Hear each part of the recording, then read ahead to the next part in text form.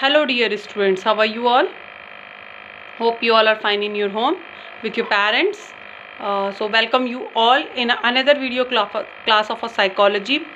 Let's continue the chapter 2, self and personality. As you know, the self and personality both are very essential part for a human being. So we are very deeply going through each and every topic. So in a same concern, let's continue the topic. As in a last video we discuss about the Sigmund Freud works. हमने Sigmund Freud के work के बारे में बात करी थी कि कैसे उन्होंने लेवल ऑफ कॉन्शियसनेस दिया था 3 पार्ट्स में. Then he given the structure of personality, 8 ego and super ego के बारे में हमने क्या करा था, डिस्कस करा था. So in a same manner the next topic related to your chapter and that is a ego defence mechanism. So today we will discuss about the term ego defense mechanism. As the name itself suggested, here we will discuss about the problems overcome from the different psychological aspects. हम इसमें different psychological aspects की problem से कैसे overcome होते हैं, इसकी कुछ defense mechanism है, उन पे discuss करते हैं. So in a same manner, first thing, this defense mechanism, ये जो हम term use कर रहे हैं, ये क्या है, ये we can say this is a way to reduce the anxiety, or we can say the destroying reality of the unconsciousness. इसमें हम क्या कर सकते हैं, रिड्यूस कर सकते हैं एंजाइटी को. कैसे डिस्ट्रॉयड कर सकते हैं, जो हमारी अनकॉन्शियस रियलिटी है. कुछ चीज़ें ऐसी होती हैं जो सोसाइटी और डिफरेंट एस्पेक्ट एक्सेप्ट नहीं करते हैं, जिसकी वजह से हम बहुत ज़्यादा परेशान रहते हैं. तो हम उस चीज़ को रिमूव कर सकते हैं अनकॉन्शियस माइंड से. Second thing, the ego defence mechanism defends ego against the awareness of the reality. We can say the ego against the awareness of the reality. And the third thing, it is a normal and a adaptive. ये normal है बिल्कुल और adaptive है ego defense mechanism. This one is also given by the Sigmund Freud. Repression है, इसमें projection है, Daniel है, और रिएक्शन फॉर्मेशन है, और रेशनलाइजेशन है. ठीक है, ये same points you will write down the things. The picture is given in your the description in given in your book. So we will go through the book in a different manner. It is a normal है, adaptive है. people who use this mechanism are often unaware of doing so. Anxiety को कैसे provoke करना है, हम इस पर discuss करेंगे लेटर ऑन. कैसे हम अपने एट्रीब्यूशन और ट्रेट्स को क्या कर सकते हैं, डेवलप कर सकते हैं. ये डिफेंस मैकेनिज्म उस पर वर्क करते हैं. Only 5 points are here: repression, projection, denial, reaction formation and a rationalisation. Fine. In a same manner the next topic है हमारा same. You will write down the things. The ego defence mechanism, इसमें हम basically ये क्या है, anxiety को क्या करता है, रिड्यूस करता है, जिसमें हम डिस्ट्रॉयड करते हैं reality of unconsciously. And the second thing, the defense ego mechanism, awareness of the instinct reality also. And the third thing, it is a normal and a adaptive. In a same manner, the next topic is a stage of personality. The core stage of a personality are established early, we can say, throughout the life, and can be changed only with a great difficulty. So in a same manner, it's given by the Sigmund Freud. उन्होंने एक development stage दी है. In other subject you will also go very deeply in these stages. उन्होंने जो first stage दी है वो दी है oral stage, जो infancy की स्टेज होती है. इसकी एज क्या होती है, इन्फेंसी, जब बेबी बॉर्न होता है उसके बाद की स्टेज है. एनल स्टेज 2 to 3 years की है. फैलिक स्टेज 4 to 5 years की है. लेटेंसी 7 years की है. Then to emotional and physical maturity. And genetical stage going on रहती है हमारी continued. In a same manner development भी होता है. फॉर एग्जांपल अगर हम ओरल की बात करें तो basic feeling about the word, यहाँ पर बच्चा अवेयर होना शुरू करता है क्योंकि अभी वो इन्फेंसी की एज है. इन एनल स्टेज धीरे धीरे सोसाइटी की 1-2 चीज़ें विद अ पेरेंट्स वो पहचानना शुरू करता है. The same thing continued with a different stages. So you will write down the stages only: the oral stage, anal, phallic, latency and genital. And the age also: infancy 2 to 3 years, then 4 to 5 years, 7, and after the maturity. So in a different development of a person, development stage, the person do in a different manner. वो बहुत सारी environment के साथ चीज़ें सीखता भी है. I think the diagram is given in your book also. Fine. So these all things, the level of consciousness and that one structure of personality, ego defense mechanism, and the development stages of a personality.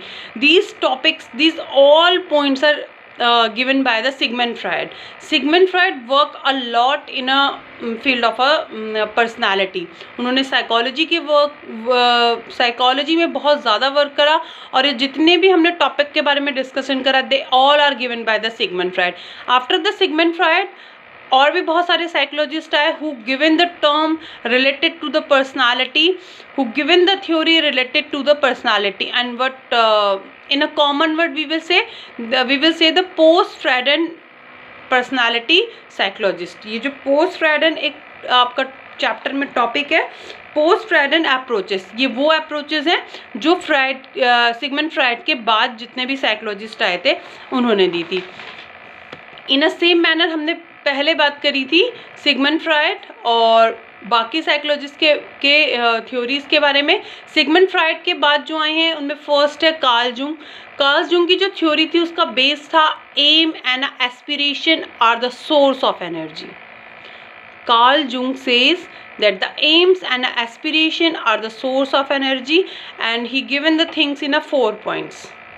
The same thing you will go through with your book also, because here is nothing to describe in a theory part. ठीक है, theory में हमको as usual ही continue करना पड़ता है. we are unable to modify the things. So जब हम post Freudian approaches की बात कर रहे हैं तो सबसे पहले उसमें आप कार्ल जुंग की थ्योरी पढ़ेंगे जिन्होंने एम्स एंड एस्पिरेशन को कहा था source of energy.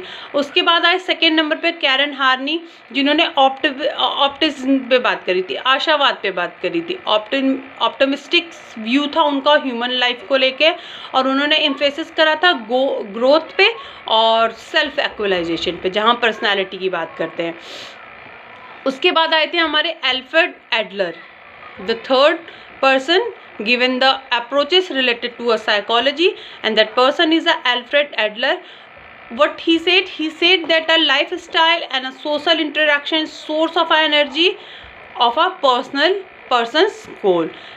Lifestyle and a social interaction source of a energy attainment of a person's goal. Fourth हमारी थ्योरी आएगी एरिक फॉर्म की. ही सेड द ह्यूमन कंसर्न. उन्होंने ह्यूमन कंसर्न पे बात करी थी, सोशल ओरिएंटेशन पे बात करी थी, कैरेक्टरिस्टिक ट्रेट्स पे बात करी थी, साइकोलॉजिकल क्वालिटीज़ जैसे हम ग्रोथ या फिर पोटेंशियल और how with justice and truth पे बात करी थी. Fine, you will write down according to your book only. After that in a fifth number Erik Erikson given the theory of a personality. He said the many more things related to personality. What he said in a main point, what he says, search for identity. Search for identity means the rational, or we can say the conscious ego process in a personality development. जब हम conscious ego process होती है वो हमारी personality development का क्या है, main part है. Second thing, what the Erik Erikson says, development is viewed in a lifelong process. जब हम development की बात कर रहे हैं तो वो कैसे continued होता है, वो एक lifelong process होता है. Fine.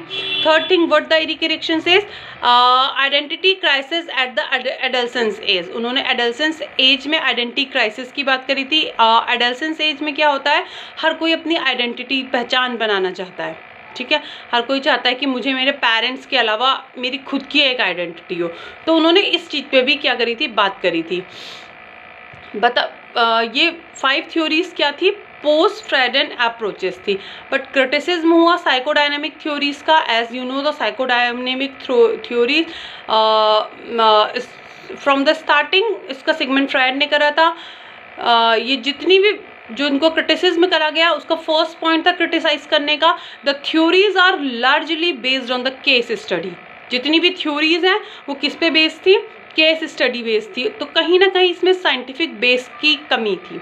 So the first criticism These psychodynamic approaches are largely based on the case studies and lacking of the scientific basis. Second thing, they use the small and a typical individual for a sample in these theories.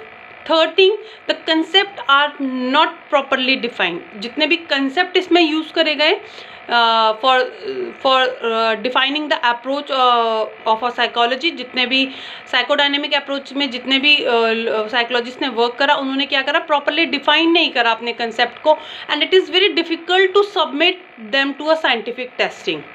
और कहीं ना कहीं ये scientific testing के लिए क्या हुआ है, प्रॉब्लमेटिक सोर्स हो गया.